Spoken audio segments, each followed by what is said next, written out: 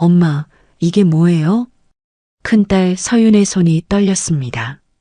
낡은 서랍장 깊숙한 곳에서 꺼낸 통장. 그 안에는 30년 동안 매달 10만 원씩 입금된 기록이 빼곡했죠. 아버지의 장례식을 치르고 유품을 정리하던 중이었습니다. 이 돈은 누구 돈이에요? 어머니의 얼굴이 하얗게 질렸습니다. 자식들 앞에서 평생 지켜온 비밀이 드러나는 순간이었죠. 그리고 그 통장은 한 가족의 모든 것을 뒤흔들 시작이었습니다. 본격적인 이야기 시작 전에 무료로 할 수 있는 구독과 좋아요, 그리고 어디서 함께 하고 계신지 댓글로 남겨주세요. 2025년 11월 어느 차가운 새벽, 서울 중랑구의 낡은 다세대 주택에 구급차가 섰습니다. 70대 노인 한 분이 실려 나갔죠. 이웃들은 창문을 통해 그 모습을 지켜봤지만 누구도 나서지 않았습니다. 이 동네에서 흔한 풍경이었거든요. 강석재, 72살. 평생을 공장 노동자로 살아온 남자였습니다. 새벽 5시면 어김없이 일어나 낡은 점퍼를 걸치고 나가던 사람이었죠. 등이 굽고 손은 거칠었지만 그의 눈빛만큼은 언제나 단단했습니다. 병원 응급실 의사는 고개를 저었습니다. 보호자분, 각오하셔야 할 것 같습니다. 폐암 말기셨던 걸 모르셨나요? 큰딸 서유는 멍하니 서 있었습니다. 38살 두 아이의 엄마였지만 지금은 그저 아버지를 잃어가는 딸일 뿐이었죠. 옆에 선 동생 민재도 입술을 깨물었습니다. 35의 중학교 교사, 아버지에게 제대로 된 효도 한 번 못한 것이 가슴을 찔렀습니다. 아버지, 왜 말씀을 안 하신 거예요? 서윤의 목소리가 떨렸습니다. 어머니 박정숙은 남편의 손을 꽉 쥐었죠. 68년 평생 남편과 함께 고생하며 살아온 여자였습니다. 그녀는 알고 있었습니다. 남편이 3달 전부터 피를 토했다는 것을, 병원에 가자는 말에 고개를 저었다는 것을요. 돈이 어디 있냐고. 애들 대학 보내느라, 결혼시키느라. 석재는 그렇게 말하곤 했습니다. 자신의 몸보다 자식들의 미래가 먼저였던 거죠. 다음 날 아침 강석재는 숨을 거뒀습니다. 큰 병원으로 옮기지도 못한 채였죠. 마지막 순간 그는 아내의 손을 잡고 무언가를 속삭였습니다. 아이들은 그 말을 듣지 못했습니다. 장례식은 조촐했습니다. 친척도 별로 없었고 아버지가 다니던 공장 동료 몇 명이 전부였죠. 서유는 조문객들에게 고개를 숙이며 눈물을 훔쳤습니다. 민재는 영정 앞에서 술잔을 올리며 목이 메었고요. 형님 참 고생 많으셨어요. 그 어려운 시절에 애들 둘이나 대학 보내고. 한 노인이 말했습니다. 아버지의 공장 후배였죠. 서유는 그제야 알았습니다. 아버지가 얼마나 힘들게 살았는지를요. 새벽부터 밤까지 일하고 주말에도 쉬지 않고 일용직을 뛰었다는 것을 말이에요. 3일장을 치르고 집에 돌아온 가족들은 유품 정리를 시작했습니다. 좁은 방 한 칸에 평생의 흔적이 담겨 있었죠. 낡은 옷까지 때 묻은 공구함, 그리고 먼지 쌓인 서랍장이 전부였습니다. 서윤이 서랍을 열었습니다. 오래된 사진들이 나왔죠. 젊은 시절 아버지와 어머니의 흑백 사진, 어렸을 적 자신과 동생의 사진들이었습니다. 그녀는 한 장 한 장 꺼내보다가 서랍 맨 밑에서 낡은 통장 하나를 발견했습니다. 엄마, 이거. 통장을 펼친 순간 서윤의 눈이 커졌습니다. 1995년부터 시작된 입금 내역이 빼곡했거든요. 매달 10만 원씩 30년간 한 번도 거르지 않고 입금된 기록이었습니다. 이게 뭐예요? 이 돈은 누구 돈이에요? 서윤이 물었습니다. 어머니 정숙은 통장을 보자마자 얼굴이 하얗게 질렸죠. 손이 부들부들 떨렸습니다. 그건 엄마, 30년이면 총 3,600만 원이에요. 이게 대체 뭔데요? 동생 민재도 다가왔습니다. 통장을 들여다보던 그의 얼굴도 굳었죠. 예금주가 강민서라고 되어 있는데 강민서가 누구예요? 우리 친척 중에 이런 이름 없잖아요. 정숙은 입술을 깨물었습니다. 평생 지켜온 비밀이었거든요. 남편과 단둘이만 알고 있던 자식들에게는 절대 말하지 않기로 한 약속이었습니다. 말씀하세요, 엄마. 아버지가 돌아가셨는데 이제라도 알아야 하잖아요. 서윤의 목소리에 다급함이 묻어났습니다. 뭔가 심상치 않다는 걸 직감했거든요. 정숙은 한참을 망설이다 입을 열었습니다. 너희 아버지가 밖에 사람이 있었어. 그 한마디에 방 안의 공기가 얼어붙었습니다. 서윤과 민재는 어머니를 멍하니 쳐다봤죠. 귀를 의심했습니다. 뭐라고요? 너희 아버지 젊었을 때 공장에서 일하던 여자를 만났었어. 그 사람이 애를 가졌고 강민서가 그 아이야. 서윤의 머릿속이 하얗게 변했습니다. 아버지에게 다른 여자가 있었다니, 그것도 자식까지 있었다니요. 평생 성실하고 묵묵하게만 살았던 아버지의 모습이 한순간에 무너져 내렸습니다. 그럼 우린 뭐예요? 엄마는 알고 있었던 거예요? 민재가 다그쳤습니다. 어머니가 배신당했다는 생각에 분노가 치밀었죠. 알았어. 처음부터 다 알고 있었어. 정숙의 눈에 눈물이 고였습니다. 그래도 아버지는 우릴 버리지 않았어. 그 여자와 헤어지고 평생 우리 곁에 있었잖니. 다만 그 아이만큼은 책임지고 싶어 했어. 그래서 매달 10만 원씩 보냈던 거야. 서윤은 주저앉았습니다. 충격이 너무 컸거든요. 아버지가 평생 자신들만을 위해 희생한 줄 알았는데 사실은 다른 자식에게도 돈을 보내고 있었다니요. 그럼 아버지가 그렇게 힘들게 산 것도 우리 때문만이 아니라 그 아이 때문이기도 한 거네요. 서윤의 목소리가 갈라졌습니다. 배신감과 허탈함이 동시에 밀려왔죠. 정숙은 고개를 저었습니다. 너희 아버지는 너희를 정말 사랑했어. 그 아이한테 보낸 돈은 진짜 최소한이었어. 너희 학원비, 대학 등록금, 결혼 비용. 그건 비교도 안 될 만큼 큰 돈이었단다. 하지만 자식들은 받아들이기 어려웠습니다. 아버지의 사랑이 온전히 자신들만을 향한 것이 아니었다는 사실이 가슴을 찔렀거든요. 그날 밤 서윤은 잠을 이루지 못했습니다. 강민서라는 이름이 머릿속을 떠나지 않았죠. 그 사람은 누구일까요?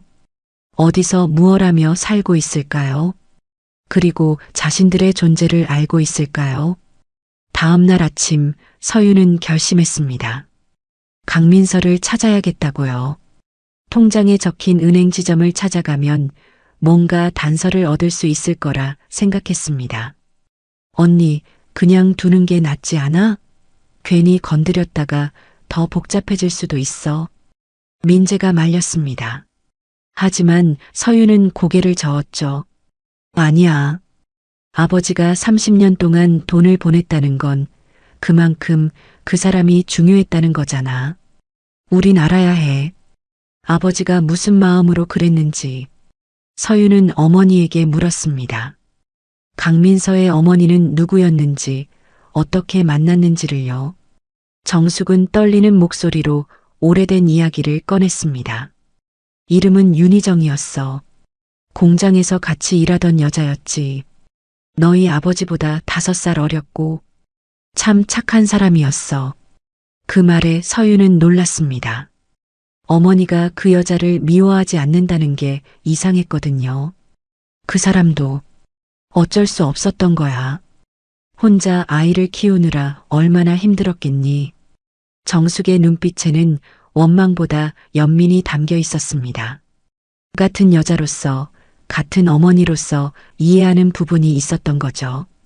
서윤은 통장을 들고 은행을 찾았습니다.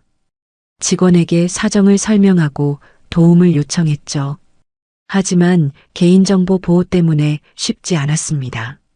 그래도 포기하지 않고 여러 경로를 수소문한 끝에 마침내 강민서라는 사람의 연락처를 알아냈습니다. 전화기를 든 서윤의 손이 떨렸습니다. 어떻게 말을 꺼내야 할지 막막했거든요. 하지만 숨을 깊이 들이쉬고 번호를 눌렀습니다. 신호음이 울렸습니다. 한 번, 두 번, 세 번. 여보세요? 낯선 여자의 목소리가 들렸습니다. 서윤의 심장이 쿵쾅거렸죠.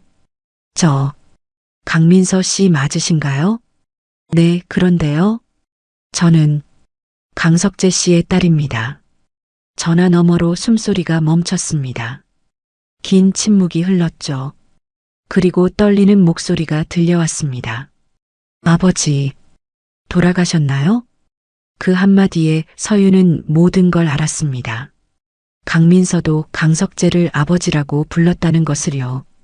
서울 강동구의 작은 카페, 서윤은 낯선 여자와 마주 앉아 있었습니다. 강민서, 35살의 여자였죠. 단정한 옷차림에 차분한 인상이었지만 그녀의 눈가에는 깊은 피로가 배어 있었습니다. 만나줘서 고맙습니다. 서윤이 먼저 말을 꺼냈습니다. 어색함이 흘렀죠. 같은 아버지를 둔 자매지만 평생 모르고 살았던 사이였습니다. 저도 언젠가는 이런 날이 올 줄 알았어요. 민서가 커피잔을 들었습니다. 손이 미세하게 떨리고 있었죠. 그녀는 한참을 망설이다 입을 열었습니다. 아버지 장례식엔 갈 수 없었어요. 댁에 폐를 끼치고 싶지 않았거든요.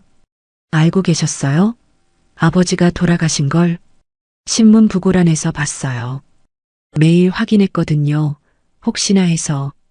민서의 목소리에 슬픔이 묻어났습니다. 서윤은 복잡한 감정이 들었죠. 이 여자도 아버지를 그리워하고 있다는 게 믿기지 않았습니다.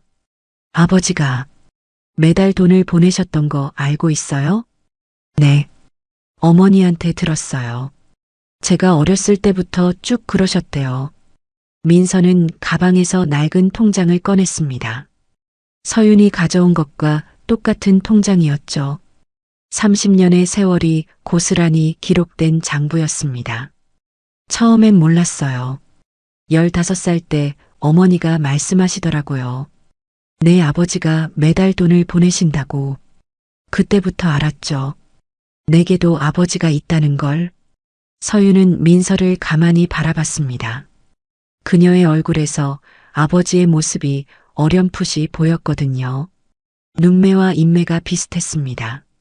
어머니는 어떻게 지내세요? 10년 전에 돌아가셨어요.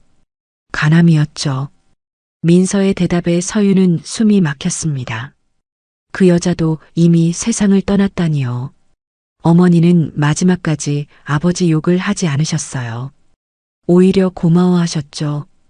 혼자 아이 키우는 게 얼마나 힘든 일인데 그나마 매달 돈이라도 보내줘서 버틸 수 있었다고. 민서는 눈물을 참으며 말을 이었습니다. 아버지는 한 번도 절 직접 만나러 오지 않으셨어요. 어머니도 그러지 말라고 하셨대요. 이미 가정이 있으신 분이니까요. 그래도 전 알았어요. 아버지가 저를 완전히 외면하신 건 아니라는 걸요. 서윤의 가슴이 먹먹해졌습니다. 아버지가 얼마나 힘들었을까 싶었거든요. 한쪽에선 가족을 책임지고 다른 한쪽에선 죄책감을 안고 살았을 모습이 눈에 선했습니다. 그 돈으로 뭐 하셨어요?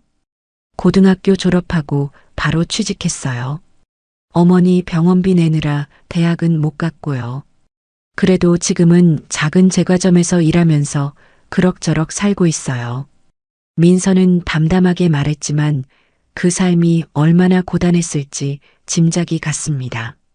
서윤은 자신이 대학을 나오고 결혼을 하고 아이를 낳을 수 있었던 것이 아버지의 희생 덕분이었다는 걸 새삼 깨달았죠. 제가 미안해요.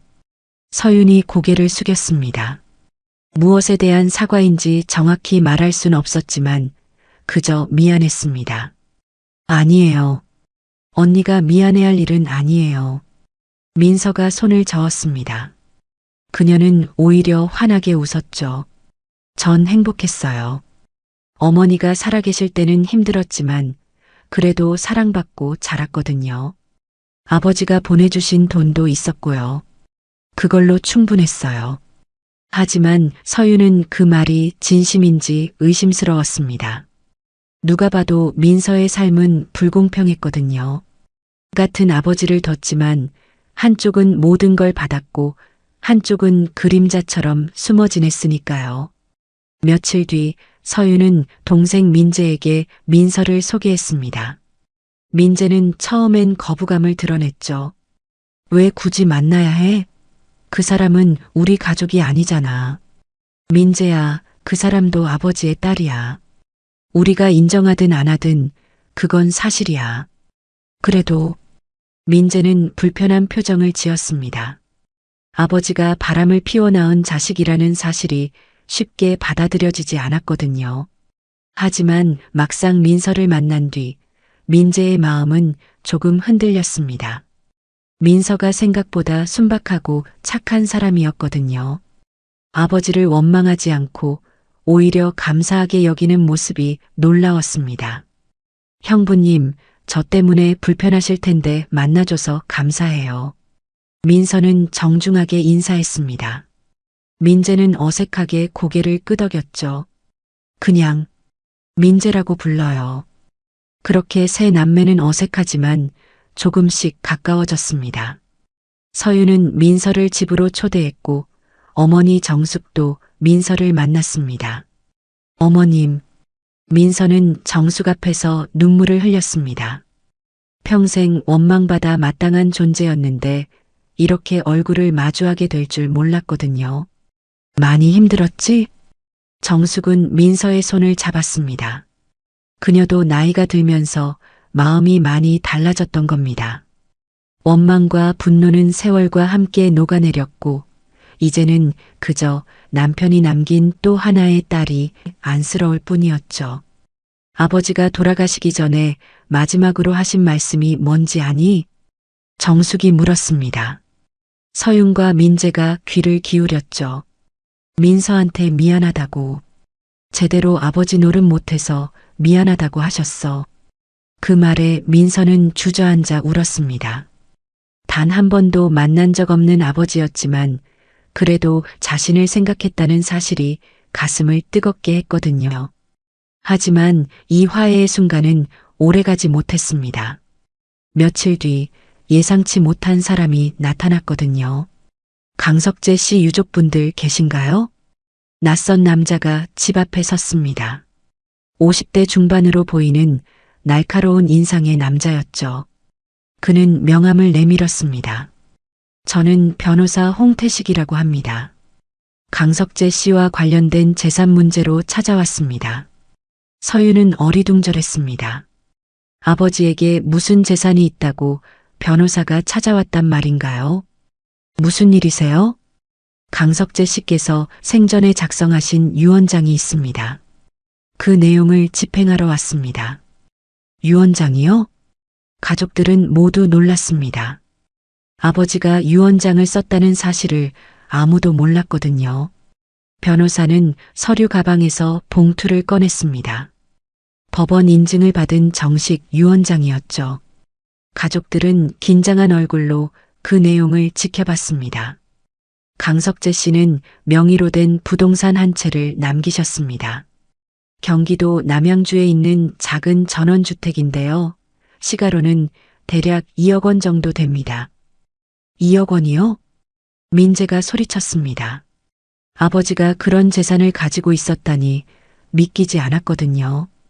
그 집은 15년 전에 매입하신 것으로 보입니다. 당시에는 싸게 샀지만 지금은 땅값이 많이 올랐죠. 변호사는 담담하게 설명했습니다.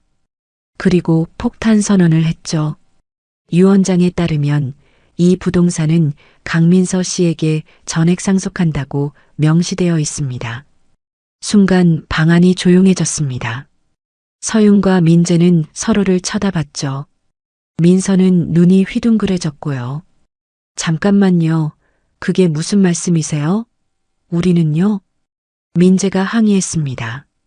유언장에는 명확히 적혀 있습니다. 강민서에게 모든 부동산을 상속한다고요.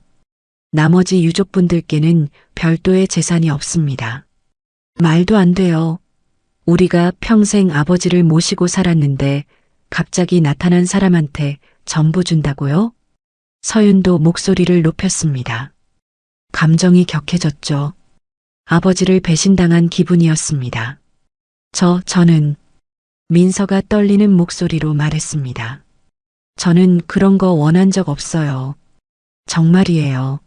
하지만 서윤과 민재는 민서를 믿을 수 없었습니다. 어쩌면 처음부터 재산을 노리고 접근한 건 아닐까 하는 의심이 들었거든요. 나가줄래요? 당신 얼굴 더 이상 보고 싶지 않아요. 서윤이 차갑게 말했습니다. 민서는 눈물을 흘리며 집을 나섰죠. 그날 이후 가족들 사이에 금이 갔습니다. 서윤과 민재는 변호사를 찾아가 유언장의 이의를 제기했습니다. 하지만 법적으로 문제가 없었죠. 아버지가 정신이 온전한 상태에서 작성한 유언장이었고 공증까지 받은 상태였습니다. 왜 아버지가 그런 결정을 하셨는지 모르겠어요. 우릴 위해 평생을 사셨잖아요. 서윤은 어머니에게 물었습니다. 정숙은 한숨을 쉬었죠. 아마 미안해서였을 거야. 민서한테는 아버지로서 해준 게 아무것도 없으니까. 그래도 이건 너무한 거 아니에요? 너희 아버지는 원래 그런 사람이었어. 남들 생각하느라 정작 자기 자신은 돌보지 못하는. 정숙의 눈에 눈물이 맺혔습니다. 남편이 평생 짊어진 죄책감을 이제야 이해하게 된 거죠. 유언장 공개 이후 강 씨 집안은 전쟁터가 됐습니다. 서윤과 민재는 변호사를 선임해 유산 분쟁을 시작했고 민서는 그 한가운데서 괴로워했죠. 언니, 정말 제가 포기할게요. 저는 그 집 필요 없어요. 민서는 서윤에게 전화를 걸어 애원했습니다. 하지만 서윤은 냉담했죠. 이미 늦었어요. 법적으로 처리하기로 했으니까요. 왜 그러세요? 저희 며칠 전까지만 해도 가족처럼 지냈잖아요. 가족? 웃기지 마세요. 당신은 우리 가족이 아니에요. 아버지의 실수로 태어난 사람일 뿐이죠. 서윤의 말은 날카로웠습니다. 민서는 그 말에 가슴이 찢어지는 것 같았죠. 전화를 끊고 한참을 울었습니다. 한편 민재는 남양주에 있는 그 전원주택을 직접 찾아갔습니다. 어떤 곳인지 확인하고 싶었거든요. 대문을 열고 들어서자 작지만 아담한 집이 눈에 들어왔습니다. 정원에는 꽃나무가 심어져 있었고 집안은 깨끗하게 정돈되어 있었죠. 이게 아버지가 가꾼 곳이구나. 민재는 집안을 둘러봤습니다. 거실 한쪽에는 액자들이 걸려 있었죠. 서윤과 민재, 그리고 손주들의 사진이었습니다. 하지만 한쪽 벽면에는 또 다른 사진이 있었습니다. 어린 소녀의 사진이었죠. 민서였습니다. 아버지가 여기 오셨던 거구나. 민재는 그제야 알았습니다. 아버지가 주말마다 어디론가 사라졌던 이유를요. 가족들은 아버지가 일용직을 뛰러 간다고 생각했지만 실은 이곳에 와서 혼자만의 시간을 보냈던 겁니다. 책상 서랍을 열자 낡은 일기장이 나왔습니다. 아버지의 필체로 빽빽하게 적힌 글들이었죠. 민재는 떨리는 손으로 일기를 펼쳤습니다. 1995년 3월 15일. 오늘 희정이가 아이를 낳았다. 딸이란다. 이름은 민서라고 지었다고. 내가 지어준 이름이다. 미안하다. 정말 미안하다. 나 때문에 내 인생이 망가졌구나. 민재는 숨이 막혔습니다. 아버지의 고통이 글자 하나하나에 배어 있었거든요. 1998년 12월 3일. 민서가 초등학교에 입학했다는 소식을 들었다. 사진을 보내줬는데 교복 입은 모습이 기특하다. 나는 아빠라고 불릴 자격도 없지만 그래도 내가 건강하게 자라줘서 고맙다. 2005년 7월 22일. 희정이가 아프다고 한다. 병원비가 많이 든다는데 내가 도와줄 수 있는 게 별로 없다. 그저 매달 10만 원이 전부다. 턱없이 부족한 돈이지만 그래도 이게 최선이다. 2015년 9월 10일. 희정이가 세상을 떠났다. 장례식에 가고 싶었지만 갈 수 없었다. 민서가 혼자 남았다. 내가 해줄 수 있는 게 뭘까? 아무것도 없다. 그저 미안할 뿐이다. 민재는 일기를 읽으며 눈물을 흘렸습니다. 아버지가 평생 얼마나 괴로워했는지 알 수 있었거든요. 한쪽에선 가족을 책임져야 했고 다른 한쪽에선 죄책감을 안고 살았던 아버지의 삶이 눈에 선했습니다. 일기장 마지막 페이지에는 이런 글이 적혀 있었습니다. 2025년 8월 1일. 의사가 말했다. 시간이 얼마 남지 않았다고. 죽기 전에 해야 할 일이 있다. 민서에게 뭔가 남겨줘야 한다. 이 집이라도 줘야겠다. 서윤이와 민재는 이미 충분히 해줬다. 대학도 보냈고 결혼도 시켰다. 하지만 민서는 아무것도 받지 못했다. 이것만이라도 주고 싶다. 제발 이해해다오. 민재는 일기장을 덮었습니다. 가슴이 먹먹했죠. 아버지의 마지막 소원을 자신들이 짓밟고 있었던 겁니다. 집으로 돌아온 민재는 누나 서윤에게 일기장을 보여줬습니다. 서윤도 읽으며 눈물을 참지 못했죠. 아버지가 이렇게 힘드셨구나. 누나, 우리 소송 취하하자. 아버지 뜻을 받들어주는 게 맞는 것 같아. 하지만 서윤은 망설였습니다. 감정적으로는 이해가 됐지만 현실적으로는 쉽지 않았거든요. 2억 원이라는 돈은 결코 작은 금액이 아니었습니다. 서윤네 가족도 경제적으로 여유롭지 않았고 민재도 교사 월급으로 빠듯하게 살고 있었죠. 민재야, 우리도 살아야 하잖아. 아버지 마음은 알겠는데 그래도 이건 너무해. 그래도 민서한테 절반만 주면 안 될까? 2억을 반으로 나누면 우리도 민서도 다 살 수 있잖아. 서윤의 제안에 민재도 고개를 끄덕였습니다. 그게 최선의 타협안인 것 같았죠. 하지만 문제는 법이었습니다. 유언장에는 명확히 강민서에게 전액 상속한다고 적혀 있었고 이를 번복하려면 유언장 자체를 무효화해야 했습니다. 그러려면 아버지가 정신이 온전하지 못한 상태에서 유언장을 작성했다는 걸 증명해야 했죠.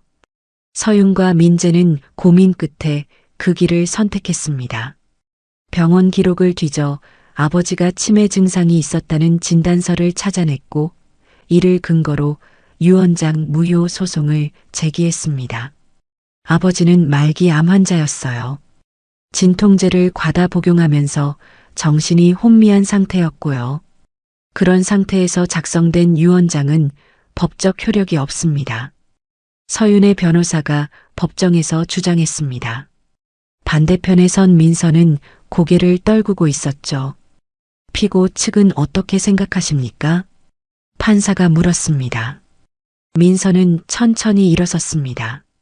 재판장님, 저는 그 집을 원하지 않습니다. 아버지의 뜻이었다고 해도 이렇게 가족들과 싸우면서까지 가지고 싶지 않아요. 하지만 유언장은 명확합니다. 당신에게 상속한다고 적혀 있습니다. 포기하겠습니다. 상속을 포기하겠어요. 민서의 말에 법정이 술렁였습니다. 서윤과 민재는 놀란 표정으로 민서를 쳐다봤죠. 정말 포기하시겠습니까? 네. 저는 아버지가 남기신 따뜻한 마음만 받겠습니다. 그걸로 충분해요. 민서는 눈물을 흘리며 말했습니다. 그 모습에 방청석 여기저기서 흐느끼는 소리가 들렸죠. 재판이 끝난 뒤 서윤은 민서에게 다가갔습니다. 왜 그랬어요? 당신 권리인데. 언니, 저는 정말 괜찮아요. 아버지가 저를 생각해 주셨다는 것만으로도 충분해요. 그래도 서유는 말을 잇지 못했습니다. 민서의 순수함 앞에서 자신이 너무 비겁하게 느껴졌거든요. 그날 밤 서유는 잠을 이루지 못했습니다. 민서의 얼굴이 자꾸 떠올랐죠. 그리고 아버지의 일기장에 적힌 글귀들이 머릿속을 맴돌았습니다. 제발 이해해다오. 아버지의 마지막 부탁이었습니다. 서유는 결심했습니다. 아버지의 뜻을 따르기로요. 다음 날 아침 서유는 민재를 불러 말했습니다. 민재야, 우리 소송 취하하자. 누나, 아버지 뜻대로 해주자. 민서한테 그 집을 주는 거야. 민재는 잠시 망설이다 고개를 끄덕였습니다. 그것이 옳은 일이라는 걸 알았거든요. 하지만 이야기는 여기서 끝나지 않았습니다. 며칠 뒤 예상치 못한 사람이 나타났거든요. 강민서 씨 맞으시죠? 중년 남자가 민서가 일하는 제과점으로 찾아왔습니다. 날카로운 눈빛의 남자였죠. 네, 그런데 누구세요? 저는 강석재 씨의 옛 동료입니다. 할 말이 있어서 왔어요. 남자는 주변을 둘러보더니 낮은 목소리로 말했습니다. 당신 아버지, 진짜 아버지가 누군지 아세요? 민서는 눈이 커졌습니다. 무슨 말인지 이해할 수 없었거든요. 강석재가 당신 친아버지가 아니에요. 당신 어머니 윤희정은 다른 남자의 아이를 임신했고 강석재는 그걸 숨겨준 거예요. 거짓말이에요. 민서가 소리쳤습니다. 하지만 남자는 냉소를 지었죠. 증거가 있어요. 당신 어머니가 남긴 일기장이죠. 여기 보세요. 남자가 내민 일기장에는 충격적인 내용이 적혀 있었습니다. 민서의 친아버지는 따로 있었고 강석재는 단지 동정심으로 돈을 보내준 것뿐이라는 내용이었죠. 민서는 주저앉았습니다. 세상이 무너지는 것 같았습니다. 민서는 일기장을 들고 집으로 돌아왔습니다. 손이 떨렸죠. 어머니가 남긴 일기, 그 안에는 평생 숨겨왔던 비밀이 담겨 있었습니다. 1994년 10월 2일. 나는 임신했다. 하지만 아이의 아버지는 나를 버렸다. 유부남이었다는 걸 나중에 알았다. 어떻게 해야 할까?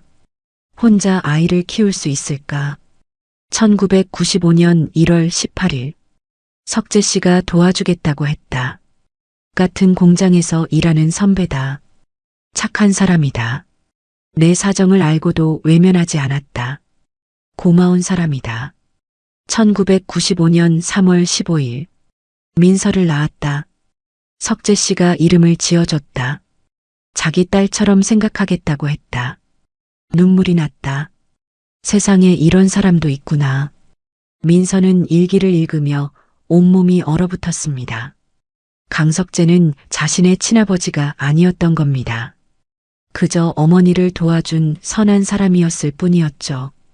그렇다면 30년간 보내진 그 돈은 무엇이었을까요? 죄책감이 아니라 순수한 선이었던 걸까요? 민서는 혼란스러웠습니다. 다음 날 민서는 서윤에게 연락했습니다. 하지만 서윤은 전화를 받지 않았죠. 민재에게도 연락했지만 마찬가지였습니다. 재판 이후로 서윤네 가족은 민서를 완전히 차단한 상태였거든요. 민서는 할 수 없이 직접 서윤의 집으로 찾아갔습니다. 초인종을 눌렀지만 문은 열리지 않았죠. 언니, 저예요. 민서예요. 꼭 할 말이 있어요. 한참을 기다리자 문이 열렸습니다. 서윤이 차가운 얼굴로 서 있었죠. 무슨 일이에요? 사실은 제가. 민서는 떨리는 목소리로 진실을 말했습니다. 자신이 강석재의 친딸이 아니라는 것을, 어머니의 일기장을 발견했다는 것을요. 서윤은 믿을 수 없다는 표정이었습니다. 그게 무슨 말이에요? 아버지는, 강석재 아저씨는 제 친아버지가 아니었어요. 그저 어머니를 도와주신 분이었죠. 혈연 관계가 없는데도 30년간 저를 돌봐주신 거예요. 서유는 일기장을 받아 읽었습니다. 그리고 눈물이 흘렀죠. 아버지가 얼마나 대단한 사람이었는지 깨달았거든요. 자신의 자식도 아닌 아이를 평생 책임진 사람이었습니다. 아버지가 정말 대단한 분이셨구나. 서유는 민서를 끌어안았습니다. 이제야 모든 게 이해됐죠. 아버지가 왜 민서에게 집을 물려주려 했는지, 왜 마지막까지 미안해했는지를요. 언니, 저는 이제 어떻게 해야 하죠? 민서가 울먹였습니다. 서유는 민서의 등을 토닥였죠. 괜찮아. 우리가 있잖아. 아버지가 우리에게 남긴 가장 큰 유산은 돈이 아니라 사랑이야. 그날 이후 서윤과 민재는 민서를 진짜 가족으로 받아들였습니다. 혈연은 아니지만 아버지의 사랑으로 이어진 인연이었죠. 하지만 문제는 여전히 남아 있었습니다. 남양주 전원주택을 어떻게 할 것인가, 그리고 민서의 친아버지는 누구인가 하는 의문이었죠. 며칠 뒤 서유는 어머니에게 모든 이야기를 들려줬습니다. 정숙은 충격을 받았지만 동시에 남편이 더 자랑스러웠습니다. 당신 아버지는 정말 착한 사람이었어. 남의 아이를 친자식처럼 돌봐주다니. 엄마도 알고 있었어요? 아니, 나도 몰랐어. 석재 씨가 바람을 피운 줄로만 알았지. 정숙은 눈물을 흘렸습니다. 남편을 오해했던 세월이 후회됐거든요. 그날 밤 민재는 아버지의 일기장을 다시 읽었습니다. 그리고 한 구절에서 멈췄죠. 2010년 6월 5일. 오늘 희정이가 물었다. 민서의 친아버지를 찾아줄 수 있냐고. 나는 고개를 저었다. 그 사람은 이미 가정이 있고 민서를 인정하지 않을 것이다. 차라리 모르는 게 나을 것 같다. 민재는 깨달았습니다. 아버지가 민서의 친아버지가 누군지 알고 있었다는 것을요. 일기장을 더 뒤지자 작은 메모지가 나왔습니다. 거기에는 이름 하나가 적혀 있었죠. 박현우. 민재는 그 이름을 검색했습니다. 그리고 충격적인 사실을 발견했죠. 박현우는 현재 대기업 임원으로 일하고 있었습니다. 유명한 사람이었고 사회적으로도 영향력이 있는 인물이었죠. 누나, 이거 봐. 민재는 서윤에게 정보를 공유했습니다. 서윤도 놀라움을 감추지 못했죠. 이 사람이 민서의 친아버지라고? 아버지 일기에 적혀 있었어. 그리고 민서 엄마가 일하던 공장의 사장이었대. 서윤은 분노가 치밀었습니다. 박현우는 자신의 아이를 버리고 떠났고 지금은 부유하게 살고 있었거든요. 반면 민서는 평생 가난하게 살았죠. 이 사실을 민서한테 알려줘야 할까? 모르겠어. 알려주면 민서가 상처받을 텐데. 고민 끝에 서윤은 민서에게 진실을 말하기로 했습니다. 민서도 알 권리가 있다고 생각했거든요. 민서야, 내 친아버지를 찾았어. 서윤이 조심스럽게 말했습니다. 민서는 긴장한 얼굴로 물었죠. 누구예요? 박현우라는 사람이야. 지금은 대기업 임원으로 일하고 있어. 민서는 멍하니 그 이름을 되뇌었습니다. 평생 궁금했던 친아버지의 정체가 드러나는 순간이었죠. 그 사람을 만나볼 수 있을까요? 만나고 싶어? 네. 한 번이라도 보고 싶어요. 왜 저를 버렸는지 물어보고 싶어요. 서유는 고개를 끄덕였습니다. 그리고 박현우에게 연락을 취했죠. 하지만 박현우는 만남을 거부했습니다. 저는 그런 일에 대해 아는 바가 없습니다. 다시는 연락하지 마십시오. 냉정한 목소리였습니다. 서유는 화가 났지만 어쩔 수 없었죠. 법적으로 강제할 방법도 없었습니다. 민서야, 미안해. 그 사람이 만나주지 않겠대. 민서는 슬픈 미소를 지었습니다. 괜찮아요. 기대하지 않았어요. 하지만 민서의 마음속엔 상처가 깊게 새겨졌습니다. 버림받았다는 사실이 새삼 아팠거든요. 며칠 뒤 민서는 혼자 박현우가 근무하는 회사 앞으로 갔습니다. 그를 한 번이라도 보고 싶었거든요.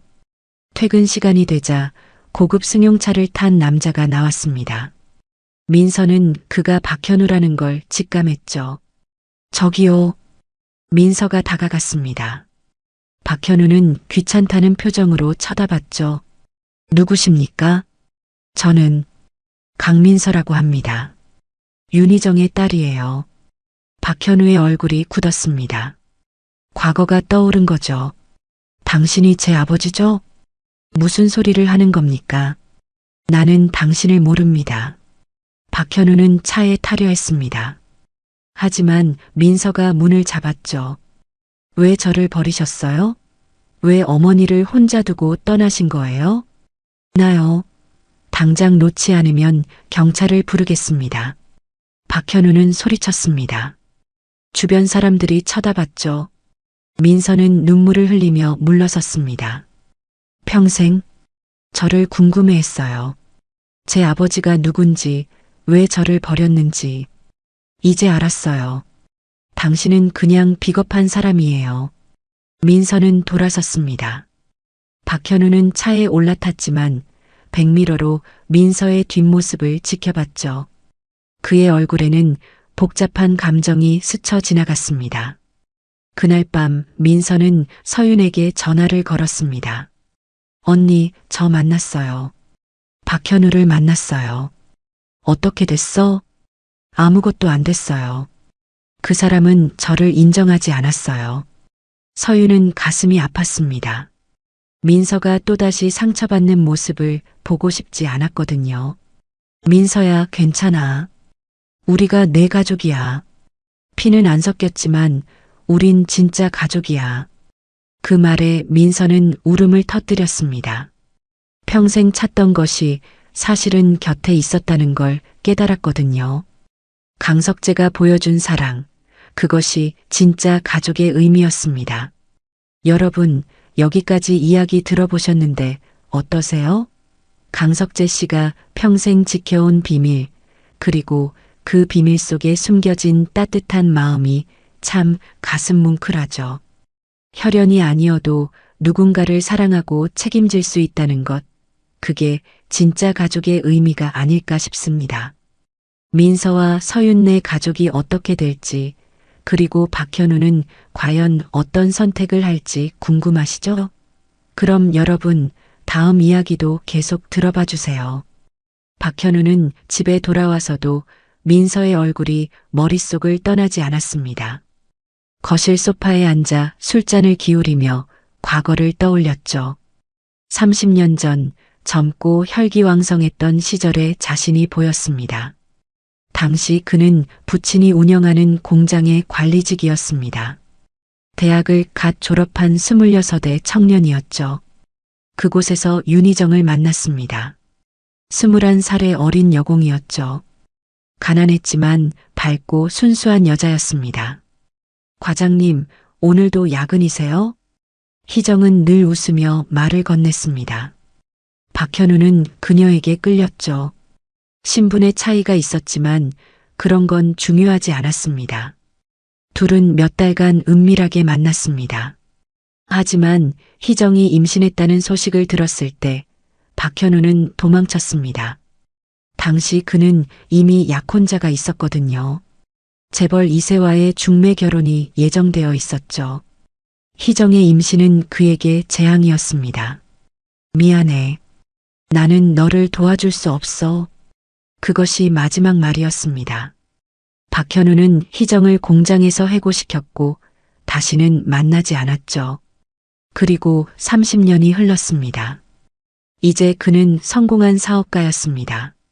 대기업 임원이 됐고 사회적으로도 존경받는 인물이었죠. 아내와 두 아들이 있었고 손주도 있었습니다. 완벽한 삶이었죠. 하지만 마음 한구석에는 늘 죄책감이 자리하고 있었습니다. 여보, 무슨 일 있어요? 아내 최은주가 물었습니다. 박현우는 고개를 저었죠. 아니야, 아무것도 아니야. 하지만 은주는 남편의 표정이 심상치 않다는 걸 느꼈습니다. 결혼한 지 30년 남편의 모든 걸 알고 있다고 생각했지만 여전히 모르는 부분이 있었죠. 다음 날 박현우는 회사에 출근했지만 일이 손에 잡히지 않았습니다. 자꾸만 민서의 얼굴이 떠올랐거든요. 그녀의 눈빛에서 희정의 모습이 보였습니다. 사장님, 외부에서 손님이 오셨습니다. 비서가 알렸습니다. 박현우는 고개를 들었죠. 문이 열리고 서윤이 들어왔습니다. 누구십니까? 저는 강서윤이라고 합니다. 강민서의 언니죠. 박현우의 얼굴이 굳었습니다. 서윤은 단도직입적으로 말했죠. 민서를 만나주세요. 한 번만이라도요. 나는 그 아이와 아무 관계도 없습니다.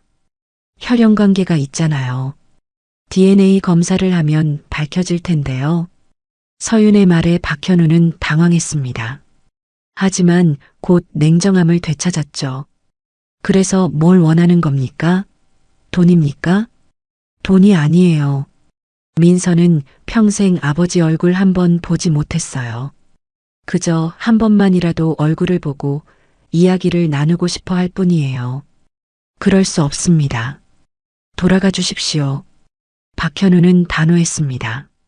서윤은 한숨을 쉬었죠. 비겁하시네요. 책임지지 못할 일을 왜 하신 거예요? 나가세요. 박현우가 소리쳤습니다.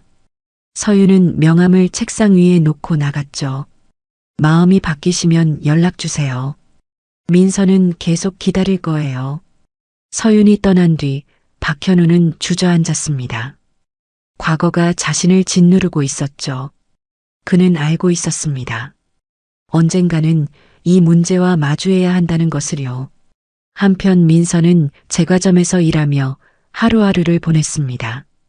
박현우가 자신을 만나주지 않을 거라는 걸 알았지만 그래도 마음 한구석에선 기대하고 있었죠. 민서야, 오늘 빵이 맛있게 나왔네. 사장님이 칭찬했습니다. 민서는 억지로 웃었죠. 일에 집중하려 했지만 쉽지 않았습니다. 그날 저녁 민서는 남양주 전원주택을 찾아갔습니다. 강석재가 남긴 그곳에 가면 마음이 편해졌거든요. 정원을 거닐며 꽃들을 바라봤습니다. 석재가 심었을 장미들이 활짝 피어 있었죠. 아저씨, 고마워요. 민서는 혼잣말을 했습니다. 강석재에 대한 그리움이 밀려왔죠. 혈연은 아니었지만 그는 민서에게 진짜 아버지였습니다. 집 안으로 들어가 석재의 일기장을 다시 펼쳤습니다. 읽고 또 읽어도 눈물이 났죠. 한 구절 한 구절이 따뜻했습니다. 2020년 5월 10일. 오늘 민서가 취직했다는 소식을 들었다. 제과점에서 일한다고, 빵을 잘 만든다고 사장님이 칭찬하셨다더라. 기특하다. 내가 행복하게 살아줘서 고맙다. 민서는 울었습니다. 강석재는 멀리서라도 자신을 지켜봐 주었던 거죠. 그때 초인종이 울렸습니다. 민서는 눈물을 닦고 문을 열었죠. 그곳엔 박현우가 서 있었습니다. 당신은? 민서는 놀라 뒤로 물러섰습니다. 박현우는 어색하게 고개를 숙였죠. 들어가도 되겠습니까? 민서는 망설이다 고개를 끄덕였습니다. 둘은 거실에 마주 앉았죠. 긴 침묵이 흘렀습니다. 왜 오셨어요? 민서가 먼저 물었습니다. 박현우는 한참을 망설이다 입을 열었죠. 미안하다고 말하고 싶었습니다. 지금 와서 무슨 소용이에요? 30년이 지났는걸요. 민서의 목소리에 원망이 담겼습니다. 박현우는 고개를 숙였죠. 변명의 여지가 없습니다. 나는 비겁했고 책임을 회피했습니다. 당신 어머니에게도 당신에게도 용서받을 자격이 없습니다. 그럼 왜 왔어요? 그래도 한 번은 봐야 할 것 같았습니다. 내 딸을. 그 말에 민서는 눈물이 났습니다. 평생 듣고 싶었던 말이었거든요. 내 딸이라는 단어가 가슴을 울렸습니다. 저는 당신을 아버지라고 부를 수 없어요. 알고 있습니다. 저에게 아버지는 강석재 아저씨예요. 비록 피는 안 섞였지만 그분이 저에게 유일한 아버지예요. 박현우는 고개를 끄덕였습니다. 당연한 말이었죠. 강석재 씨는 정말 대단한 분이셨습니다. 나 같은 사람과는 비교도 안 되는. 그분은 당신처럼 도망치지 않으셨어요. 남의 아이를 자기 자식처럼 책임지셨죠. 민서의 말은 날카로웠습니다. 박현우는 할 말이 없었죠. 그래도 한 가지만 물어봐도 될까요? 민서가 조심스럽게 물었습니다. 어머니를 사랑하셨나요? 박현우는 잠시 생각하다 대답했습니다. 사랑했습니다. 진심으로요. 하지만 나는 그 사랑을 지킬 용기가 없었습니다. 그럼 저는요? 저에 대해서는 생각해 보신 적 있어요? 매일 생각했습니다. 어떻게 자라고 있을까? 행복할까? 건강할까?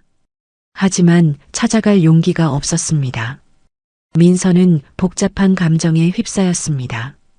미워해야 할 사람인데 막상 마주하니 그냥 불쌍한 사람처럼 보였거든요. 이제 어떻게 하실 거예요? 모르겠습니다. 다만 뭔가 도움이 될 일이 있다면 하고 싶습니다. 저는 아무것도 필요 없어요. 다만 이 집만은 지키고 싶어요. 강석재 아저씨가 남기신 유일한 유산이니까요. 박현우는 고개를 끄덕였습니다. 이 집 관리비나 세금 같은 게 있다면 제가 내겠습니다. 그 정도는 할 수 있을 것 같습니다. 필요 없어요. 민서는 단호하게 거절했습니다. 당신의 도움은 받고 싶지 않아요. 제가 알아서 할게요. 박현우는 더 이상 할 말이 없었습니다. 자리에서 일어났죠. 그럼 이만 가보겠습니다. 다시는 오지 마세요. 민서의 마지막 말은 차가웠습니다. 박현우는 고개를 끄덕이고 집을 나섰죠. 차에 앉은 박현우는 한참을 그곳에 머물렀습니다. 복잡한 감정이 소용돌이쳤죠. 죄책감, 후회, 그리움. 하지만 이미 늦었다는 걸 알았습니다. 며칠 뒤 서유는 민서에게 연락을 받았습니다. 언니, 박현우가 다녀갔어요. 그래, 뭐라고 하던? 미안하다고 했어요. 하지만 저는 용서할 수 없어요. 서유는 민서의 마음을 이해했습니다. 30년의 공백은 쉽게 메워지지 않았죠. 그래도 한번 만나준 건 잘한 것 같아. 평생 궁금해할 바엔 차라리 보는 게 나으니까. 네. 이제 미련은 없어요.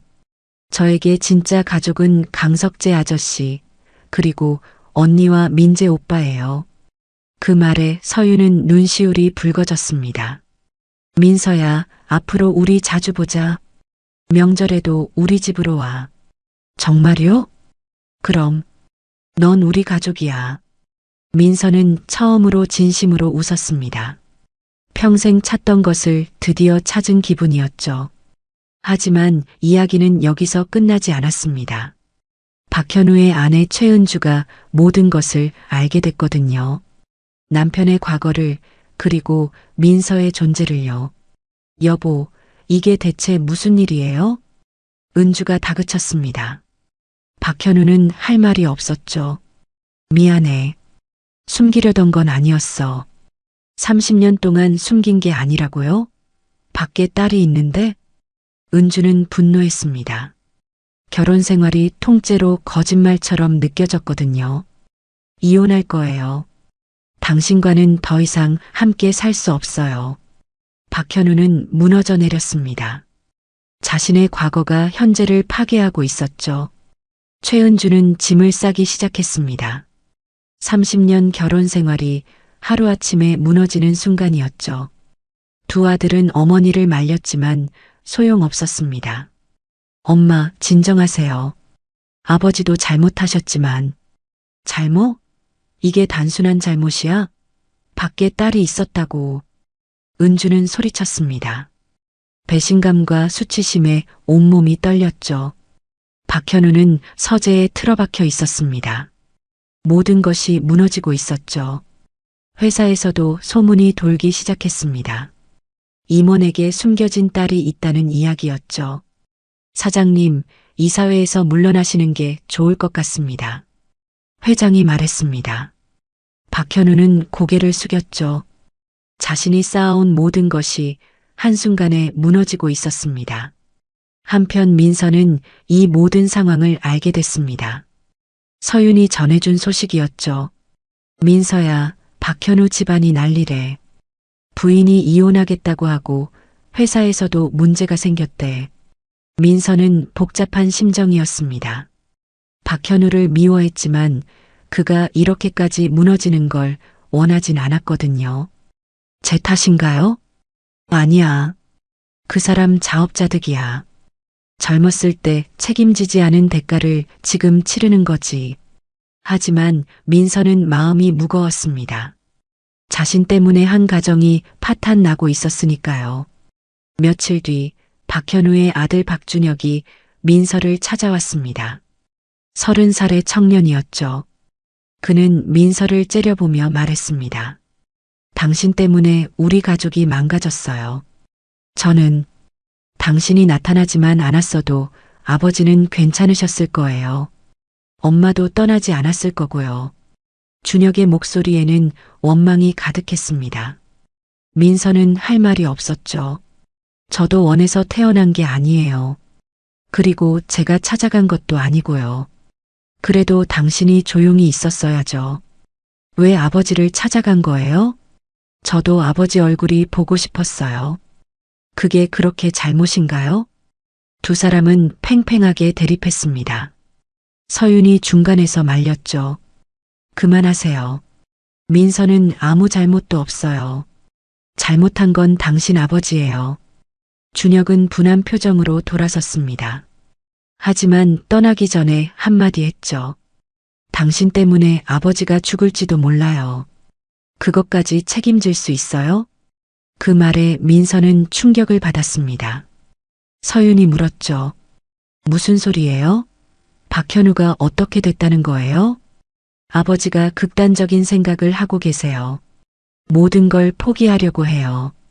준혁의 말에 민서는 가슴이 철렁했습니다. 설마 자살이라도 하려는 건 아닐까 싶었죠.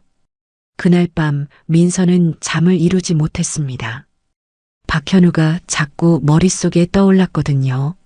미워하는 사람이었지만 그래도 죽는 건 원하지 않았습니다. 다음 날 아침 민서는 박현우에게 전화를 걸었습니다. 하지만 받지 않았죠. 몇 번을 더 걸었지만 마찬가지였습니다. 불안감이 커진 민서는 서윤에게 연락했습니다. 언니, 박현우한테 연락이 안 돼요. 혹시 무슨 일이 생긴 거 아닐까요? 서윤도 걱정됐습니다. 둘은 박현우의 집으로 향했죠. 문을 두드렸지만 응답이 없었습니다. 아저씨, 박현우 씨, 계세요? 민서가 소리쳤습니다. 그때 이웃집 사람이 나왔죠. 어제부터 집에 아무도 없던데요? 차도 없고요. 민서는 다급해졌습니다. 서윤이 준혁에게 전화를 걸었죠. 당신 아버지 어디 계세요? 모르겠어요. 어제부터 연락이 안 돼요. 준혁도 걱정하는 목소리였습니다. 세 사람은 박현우를 찾기 시작했죠. 몇 시간을 헤맨 끝에 민서는 남양주 전원주택으로 향했습니다. 혹시나 하는 마음이었죠. 그곳에 도착하자 낯익은 차가 주차되어 있었습니다. 박현우의 차였죠. 여기 계시는구나. 민서는 조심스럽게 집 안으로 들어갔습니다. 거실에 박현우가 앉아 있었죠. 술병이 여러 개 굴러다니고 있었습니다. 박현우 씨, 민서가 다가갔습니다. 박현우는 취한 상태였죠. 눈이 충혈되어 있었습니다. 왜 왔어? 나 같은 인간은 그냥 내버려둬. 무슨 소리예요? 정신 차리세요. 민서는 박현우를 부축했습니다. 그는 민서를 보며 눈물을 흘렸죠. 미안해. 정말 미안해. 내 엄마한테도 너한테도. 이제 그만하세요. 과거는 이미 지나갔어요. 나는 모든 걸 잃었어. 가족도 직장도 명예도 다 잃었어. 박현우는 무너져 내렸습니다. 민서는 그를 안아줬죠. 미워하는 사람이었지만 이 순간만큼은 그냥 불쌍한 한 인간으로 보였습니다. 당신은 잃은 게 아니에요. 원래 가지지 말았어야 할 것들이었어요. 민서의 말에 박현우는 고개를 들었습니다. 무슨 뜻이야? 거짓말로 쌓은 삶이었잖아요. 언젠가는 무너질 수밖에 없었어요. 이제라도 진실하게 사세요. 민서는 박현우를 일으켰습니다.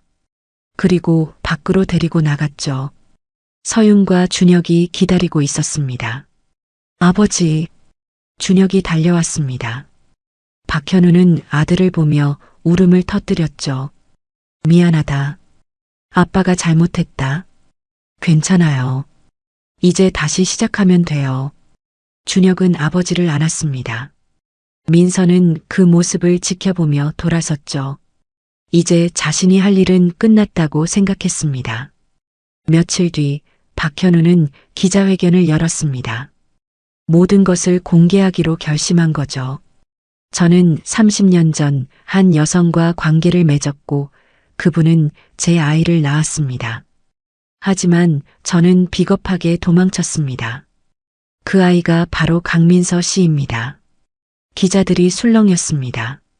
박현우는 계속 말을 이었죠. 저는 제 잘못을 인정합니다. 그리고 딸에게 진심으로 사과합니다. 늦었지만 이제라도 아버지로서 책임을 지고 싶습니다.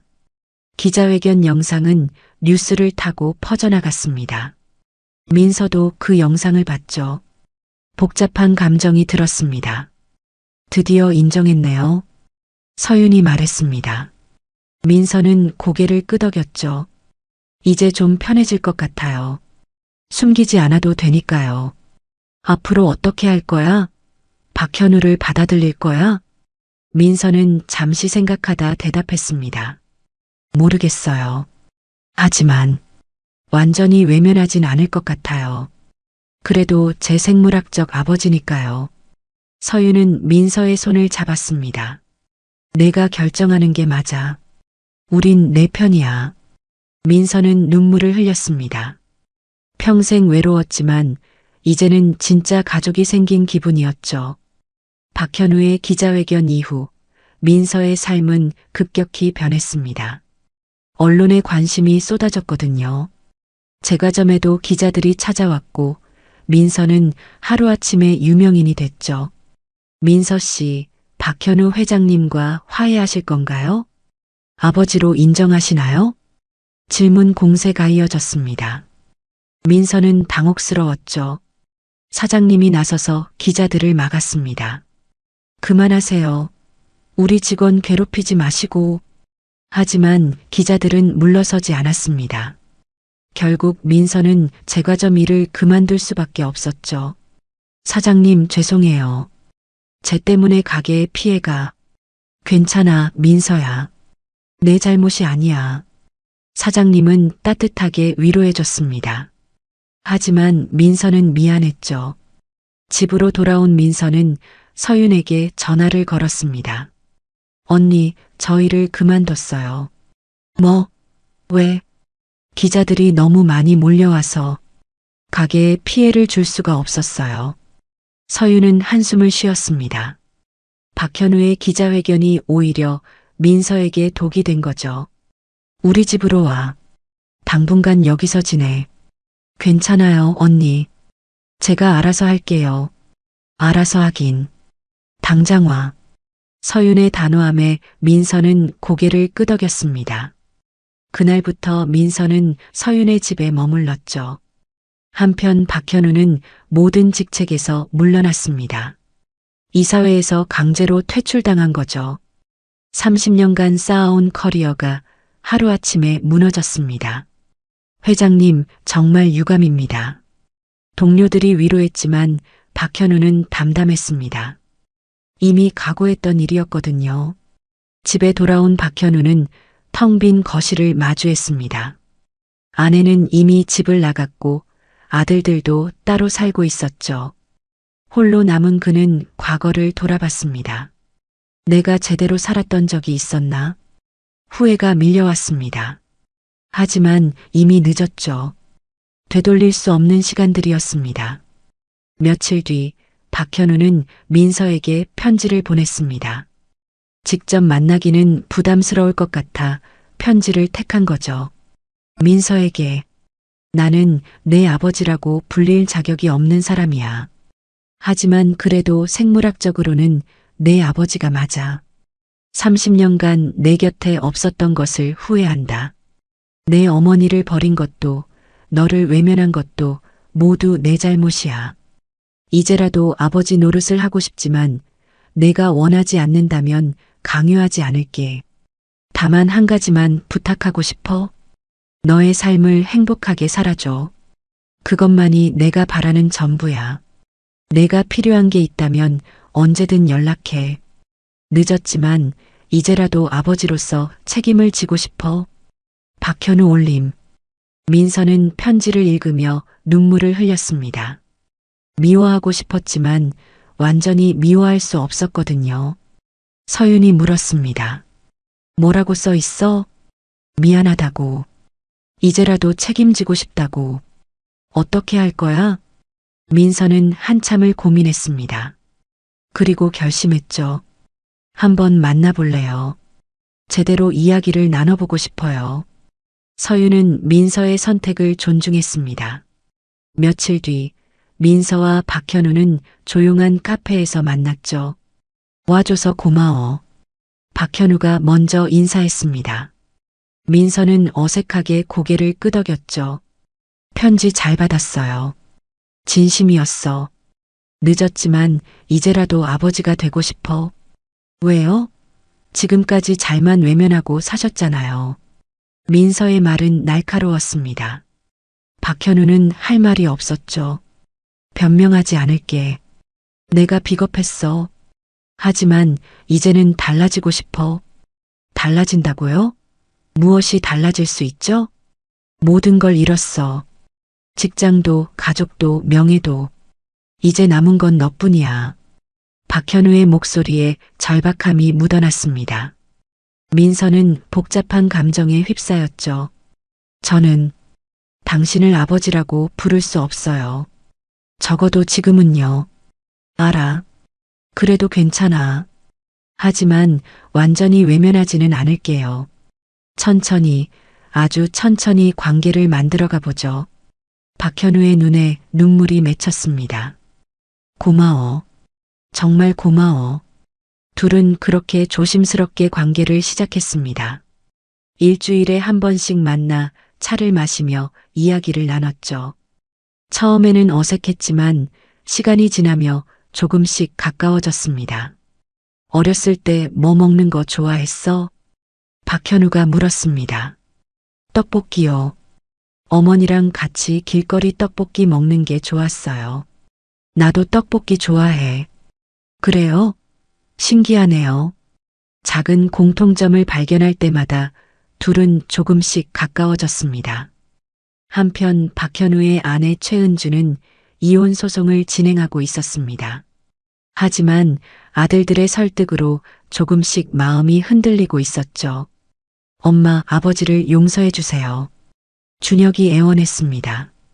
내 아버지가 한 짓을 알면서도 그런 소리를 하니? 알아요. 하지만 아버지도 고통받고 계세요. 평생 죄책감에 시달렸다고요. 그게 변명이 돼? 변명은 아니에요. 하지만 이제라도 잘못을 인정하고 책임지려 하잖아요. 그 정도면 용서해 줄 수 있지 않을까요? 은주는 고민에 빠졌습니다. 30년 결혼 생활이 허망하게 끝나는 게 싫었거든요. 며칠 뒤 은주는 박현우를 만났습니다. 이혼은 보류할게요. 정말? 대신 조건이 있어요. 강민서와의 관계를 공개적으로 인정하세요. 그리고 그 아이에게 진심으로 사과하세요. 이미 했어. 그럼 됐어요. 이제부터는 거짓말 없이 살아요. 약속해요. 박현우는 고개를 끄덕였습니다. 아내의 용서가 고마웠죠. 그날 이후 박현우 가족은 천천히 회복되기 시작했습니다. 은주는 민서를 만나기로 했죠. 처음 뵙겠습니다. 은주가 인사했습니다. 민서는 긴장한 얼굴로 대답했죠. 안녕하세요. 당신 탓이 아니에요. 잘못한 건 우리 남편이니까요. 은주의 너그러운 태도에 민서는 놀랐습니다. 원망할 줄 알았거든요. 죄송해요.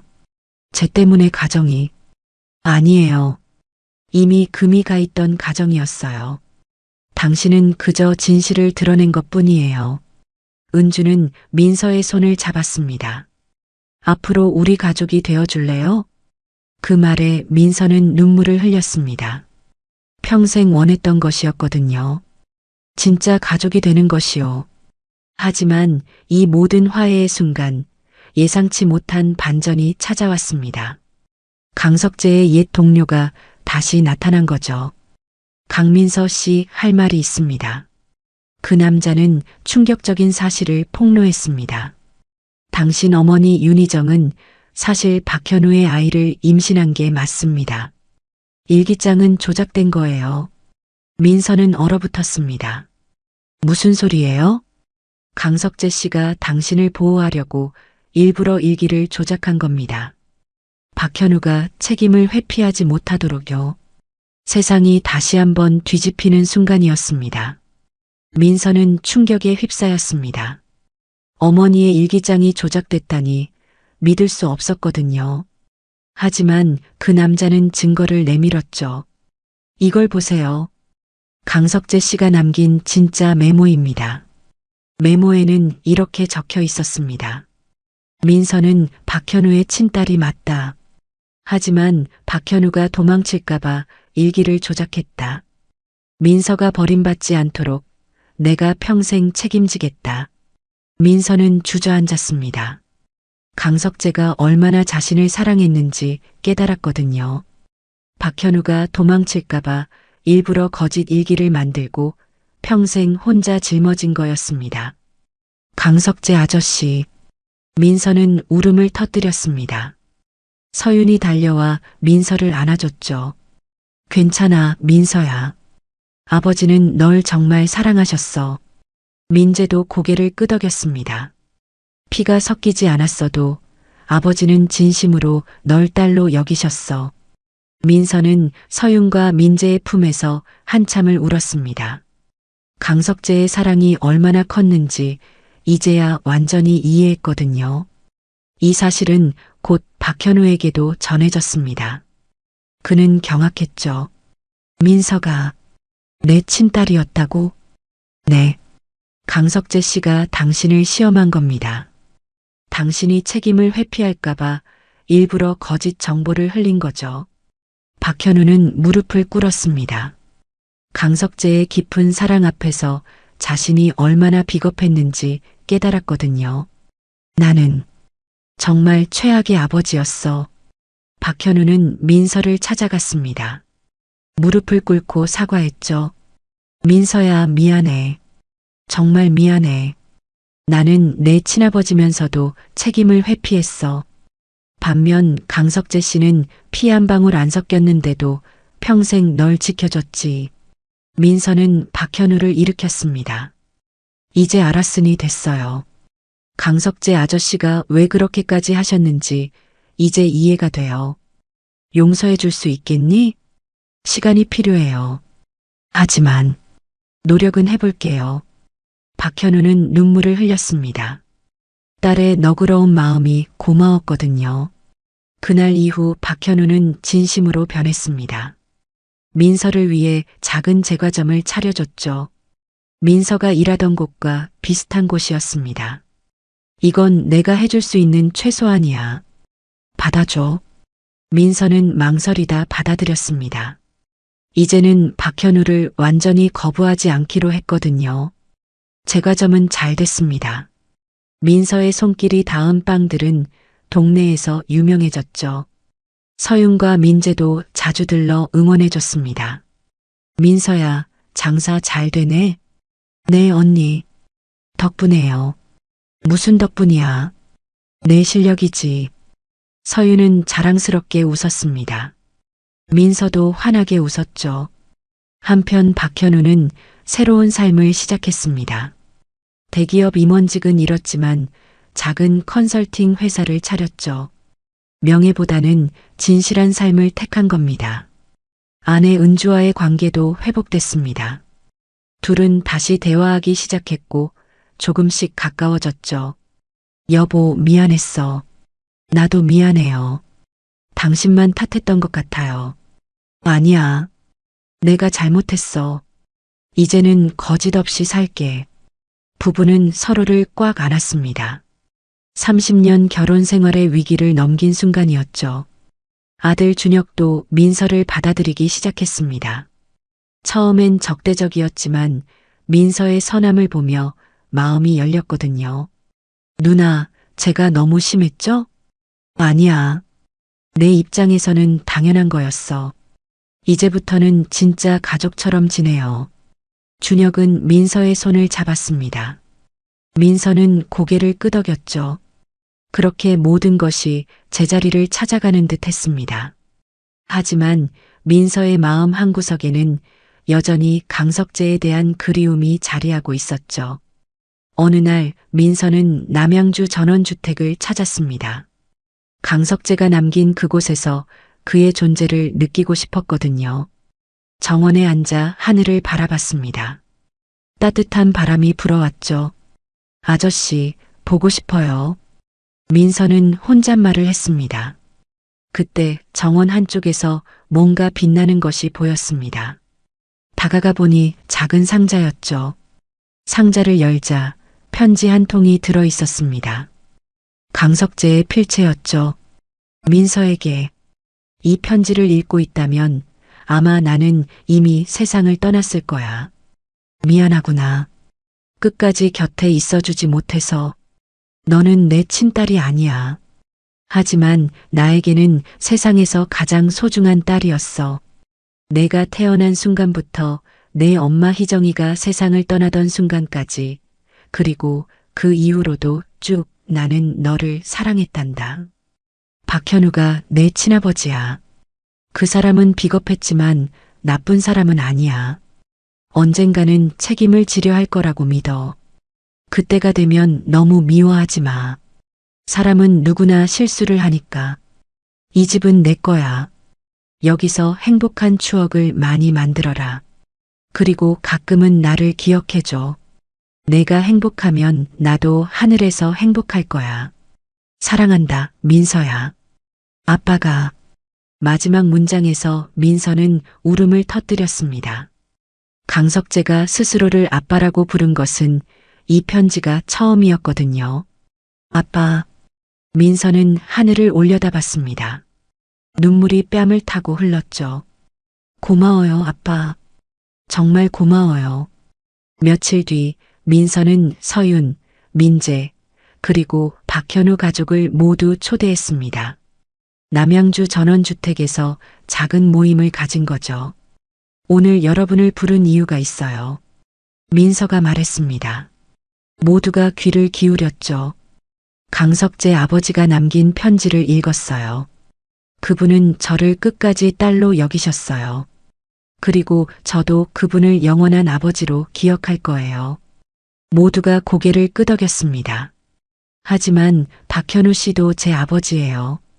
혈연으로 이어진 아버지죠. 이제는 두 분 모두를 아버지로 인정하려고 해요. 박현우의 눈에 눈물이 고였습니다. 고마워, 민서야. 천천히 해봐요. 시간이 걸리겠지만 우린 진짜 가족이 될 수 있을 거예요. 서윤이 민서의 손을 잡았습니다. 우리도 있잖아. 우린 이미 가족이야. 민재도 고개를 끄덕였죠. 그래. 피가 섞였든 안 섞였든 우린 가족이야. 그날 정원에서 함께 식사를 했습니다. 강석재가 심은 장미 아래에서 서로 다른 상처를 가진 사람들이 모여 따뜻한 시간을 나눴죠. 민서는 깨달았습니다. 가족이란 혈연으로만 만들어지는 게 아니라는 것을요. 사랑과 책임, 그리고 용서로 만들어지는 것이라는 걸요. 강석재가 보여준 사랑은 그 누구도 따라할 수 없는 위대한 것이었습니다. 피 한 방울 섞이지 않았지만 평생을 딸처럼 아끼고 지켜준 그 마음이야말로 진짜 아버지의 마음이었죠. 그리고 박현우는 비록 늦었지만 책임을 지려 했습니다. 과거의 과오를 인정하고 이제라도 아버지가 되려 노력하는 모습은 용기 있는 것이었죠. 민서는 두 아버지 모두를 마음에 담았습니다. 한 사람은 천국에서, 한 사람은 지상에서 자신을 지켜봐주고 있다는 걸 알았거든요. 그날 밤 민서는 별을 바라보며 생각했습니다. 행복하게 살게요, 아빠.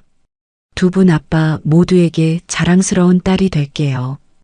별들이 반짝였습니다. 마치 강석재가 대답하는 것처럼요. 민서는 웃었습니다. 평생 찾던 것을 드디어 찾았거든요. 진짜 가족, 그리고 진짜 사랑을요. 여러분, 오늘 이야기 어떠셨어요? 강석재 씨의 삶과 선택, 그리고 그가 남긴 사랑이 참 많은 걸 생각하게 만들죠. 처음에는 단순한 유산 다툼처럼 보였던 이야기가 알고 보니 한 사람의 위대한 사랑에 관한 이야기였습니다. 강석재 씨는 자신의 친자식도 아닌 아이를 평생 책임지셨어요. 혈연이 아니어도 진짜 가족이 될 수 있다는 걸 보여주셨죠. 그리고 박현우 씨의 이야기도 빼놓을 수 없습니다. 젊은 시절의 과오를 평생 감추고 살았지만 결국 진실과 마주했을 때 용기를 내셨어요. 비록 늦었지만 책임을 지려 했다는 것만으로도 의미가 있지 않을까요? 이 이야기가 우리에게 던지는 메시지는 명확합니다. 가족이란 단순히 피로 이어진 관계가 아니라 사랑과 책임, 그리고 용서로 만들어지는 관계라는 거예요. 강석재 씨가 보여준 무조건적인 사랑, 민서가 보여준 용서, 서윤과 민재가 보여준 포용, 그리고 박현우가 보여준 뒤늦은 용기까지 모든 것이 모여 진짜 가족을 만들어냈습니다. 우리는 살아가면서 수많은 선택을 합니다. 때로는 잘못된 선택을 하기도 하고 후회하기도 하죠. 하지만 중요한 건 그 선택 이후에 어떻게 사느냐입니다. 강석재 씨처럼 누군가를 끝까지 책임지는 삶을 살 수도 있고 박현우 씨처럼 뒤늦게라도 잘못을 인정하고 바로잡으려 노력할 수도 있어요.